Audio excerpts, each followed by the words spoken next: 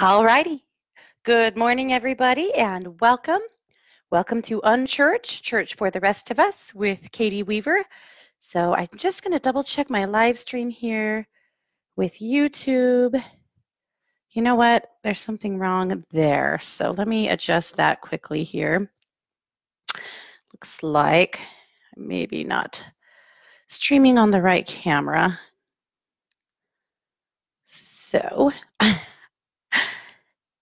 So you know what? Maybe what I'm going to do today is just stream from Facebook, and then I'll upload it everywhere else. Maybe we'll try that.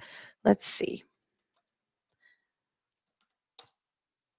This is Unchurch, of course, and I apologize. I thought I had this all figured out last week. I believe I did, and now we seem to be in a place where it looks to me like perhaps somehow I have my tech off. So you know what? We're just going to go ahead and stream from Facebook today. I'll upload it to YouTube. That's all we have to do, right? So and to Insta, of course, too. So here we go. Last week was our maiden voyage of Unchurch, and here we are. Second week. We are starting a little bit late because I had a client that needed me, and you guys know what I do for a living, and when that's the case, well, my clients come first, and so as do you guys, obviously, but this is where it's at for me. This is my life's work. So I want to welcome you guys all here. For those of you that celebrate Thanksgiving, I hope that you had a nice holiday, and this has certainly kicked us off into the holiday season. So we'll see what it's like this year. The holidays they're an iffy time for a lot of people. I think that we kind of get stuck in this place of feeling like we have to be in a Hallmark movie, right? Like everything, there has to be so much family and love and light and miracles and blah, blah, blah. And, it's not really real, right? Like the holidays for a lot of people can be a real letdown, I think, because of that. So I do feel like this is a time when we have to really examine what's important to us. It's a time when we have to really consider for ourselves, what do we need to have out of this season? I think setting some personal goals is really, really important and smart. And I think it's a time for all of us to just really take a look at what our priorities are. And it's a big time for self-care. For some people, that's because they are hurting and maybe alone and lonely, and maybe the holidays bring up some pretty crappy energy for them. For other people, it might be because they get too many obligations and they get stupidly busy this time of year, and maybe they need a little extra help to say no. So there's kind of all of those ideas around the holidays, right? So we're going to talk about that a little bit more today. We're going to do a meditation to help you to stand in your power. And we're going to talk about the gift of saying no.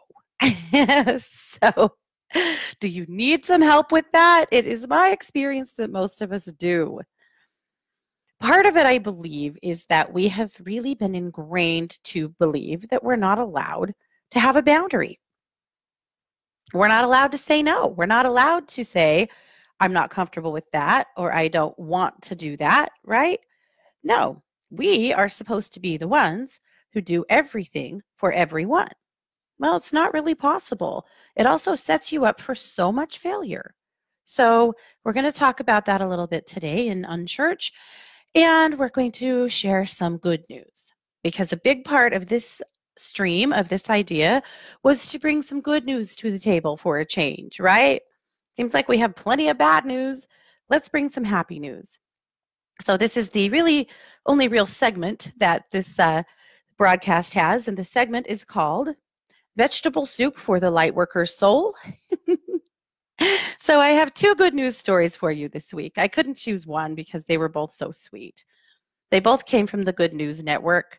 The first one is about a dog. So this lady's driving down the road in Canada last week, and it's very cold, frigid temperatures. And there was a dog laying off to the side of the road, and it looked like maybe the dog was injured or had been hit. So being the animal lover and good Samaritan she is, she pulled over to see if this dog needed help or what was going on. And what she discovered is that the dog was wrapped around a litter of newborn kittens. I don't know where the mama went. I'm assuming that the mom got hit by a car. Mom's gone. So you have this sweet dog, looks like maybe like a golden lab mix, curled up around these babies, keeping them warm. Otherwise, they would have frozen to death. Now, mom couldn't have been gone for too long because they were alive and actually fairly healthy, but she was doing everything she could to save these babies. I mean, how sweet is that? So she called for help and got the Pet and Wildlife Rescue group involved. They showed up and gathered up the dog, who they have named Serenity, perfect, and the babies, and took them to a shelter, and now they're working on rehoming all of them.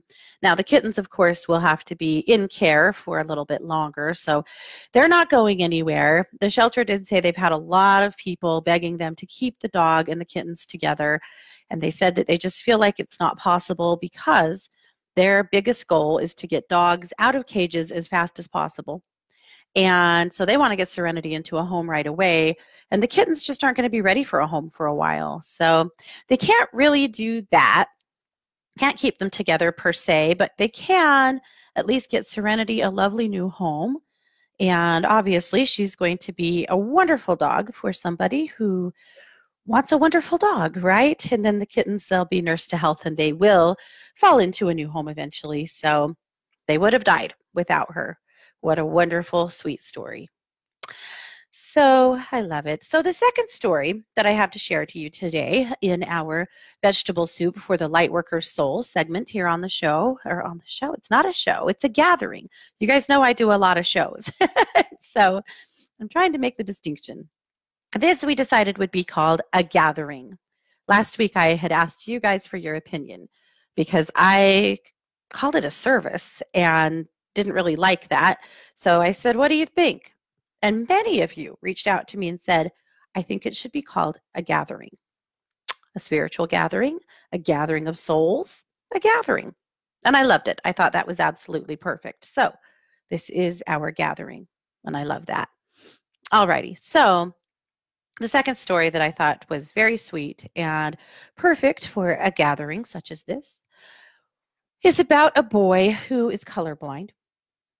Severely colorblind. And at his school, he's 12. His name is Jonathan Jones, and he has been unable to see colors his entire life. And it makes a problem for him at school in various ways. In the way that brought this all about was that he couldn't see the colors on the periodic table. So trying to learn some chemistry in school was challenging because he can't see the colors on the table. Well, as it turns out, the principal of that school is also colorblind. And he has a pair of those fancy glasses, the Chromatech glasses that help you to see colors. So, or the Enchroma glasses. So he brought the glasses to school. He invited Jonathan's parents to come and be there and let him try out the glasses and see how they worked out for him. So he put the glasses on Jonathan, and his reaction was huge. He said that of pure joy, overwhelming happiness, and sadness all at once really just emoted from this boy. It was a beautiful experience. He could see the colors on the periodic table and his parents and everyone else in the room, and it was an enormous moment for this boy. So because of that, his brother took the video of him seeing the colors, and I'm going to put a link here in the chat so that you guys can see it too. And at some point, go back and watch the video. It is really sweet and I think a little tear-jerking, you know, if you're me. But really sweet and kind stuff. Anyway, so his brother posted the video online along with a GoFundMe for his family to try to be able to afford a pair of the glasses for Jonathan.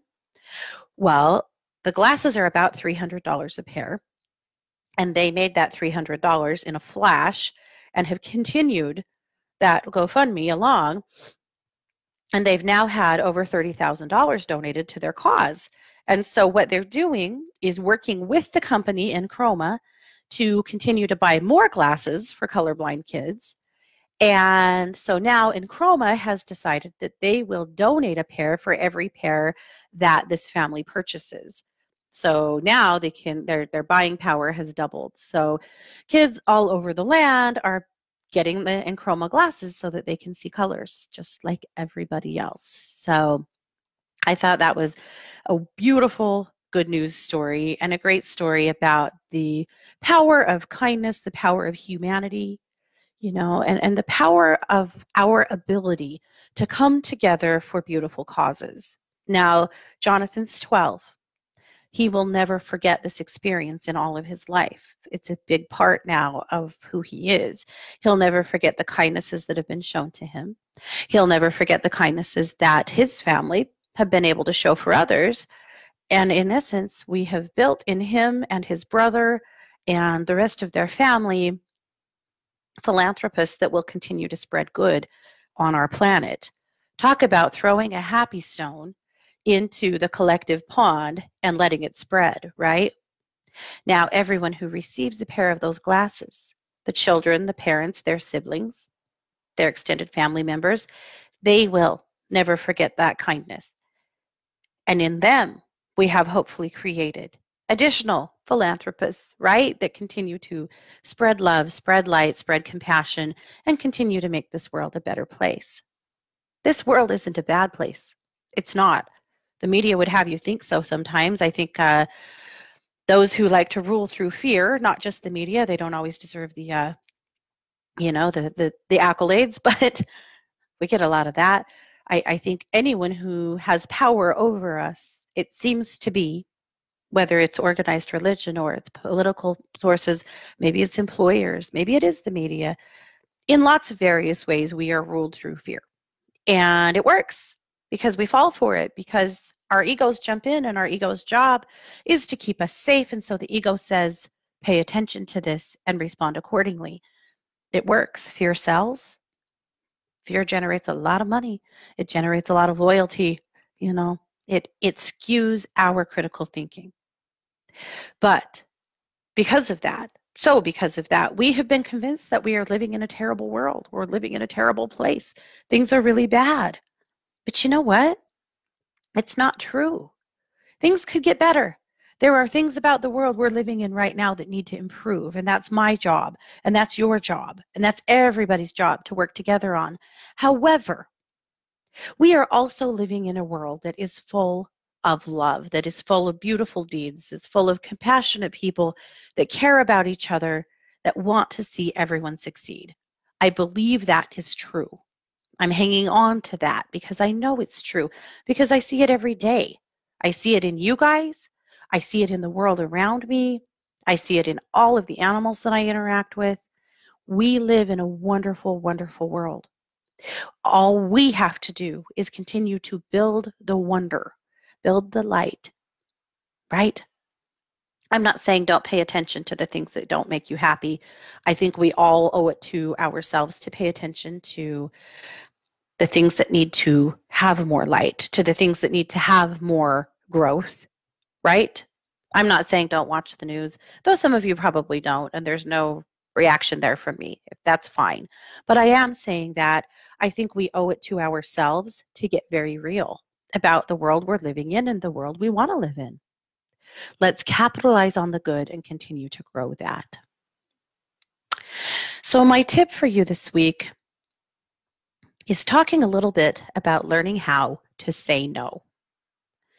We live in a world where particularly women are leaned upon, and maybe men too, maybe that's unfair, are leaned upon to be yes women, right? Say yes, do it all, have it all, do everything, all the things. It's not always possible, and it's not always fair. And I felt like maybe coming into this holiday season, it would be a good reminder to all of us that you have every right to say no from time to time. So I had a couple of quotes that I felt like were powerful in that. This is by Dodinsky. To be happy is to wisely use the power of saying no to some people. Don't be afraid to disappoint people who only conveniently remember you when they want something from you. I thought this was really powerful because I believe it's true of most of us that we want to see the good in other people. Nothing wrong with that, right? We want to see the good in other people. Great. More power to you. However, be brave enough to admit when maybe that person doesn't have your best interest at heart. Be wise enough to recognize it and be willing to say it and be willing to own it. Because the truth is, not everyone has your best interest at heart.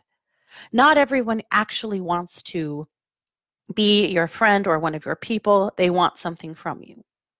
Be wise enough to recognize it and brave enough to admit it.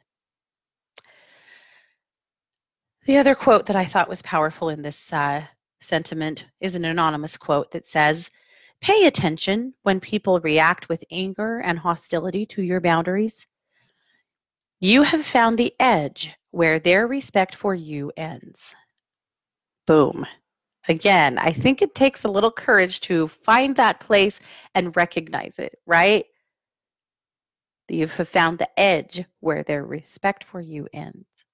Because in truth, if people can't ever hear a no from you, that's all you are to them. Well, sometimes it's worth letting go.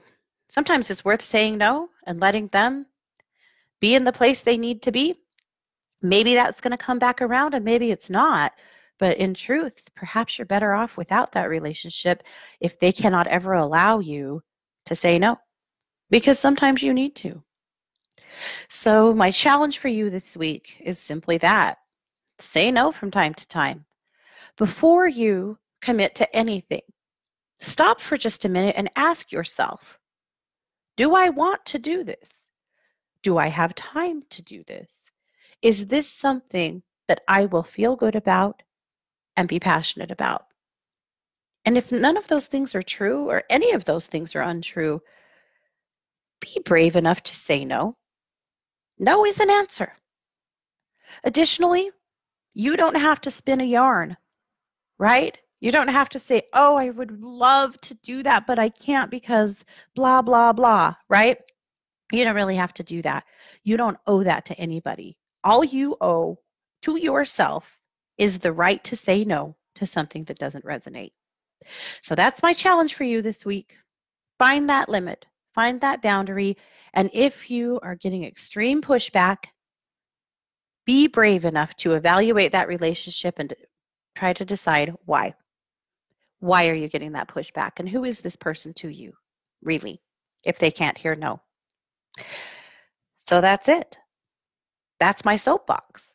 So the last part of this broadcast, because again, we're trying to keep this at about 20 minutes to be fair and respectful of everybody's time on this lovely Sunday morning, which, by the way, at my house has resulted in, I would say, a good 8 inches of snow. We've got quite a bit of snow going on here, and it's okay. It is definitely winter. In fact, we're going to have to move some snow today. Boo! It's okay. I brought my singing bowl, one of them. This is a crystal bowl. This bowl is attuned to the solar plexus, so it's in the note of E. What I would like to do is just play this bowl. I would like to work on strengthening your solar plexus. So your solar plexus is the chakra above your belly button. It is yellow, and I find in a lot of people, especially women, it needs a little work from time to time. And this is your no zone, right? When you can stand in your own power and in your own confidence, you can say no. So we're going to strengthen it up. I'm going to play the bowl. We're going to do it twice. The first time, I would like you to just shift your consciousness to the solar plexus and hold space that the singing bowl can remove any energy you're carrying that no longer serves you, period. That's the first step. So let's start there.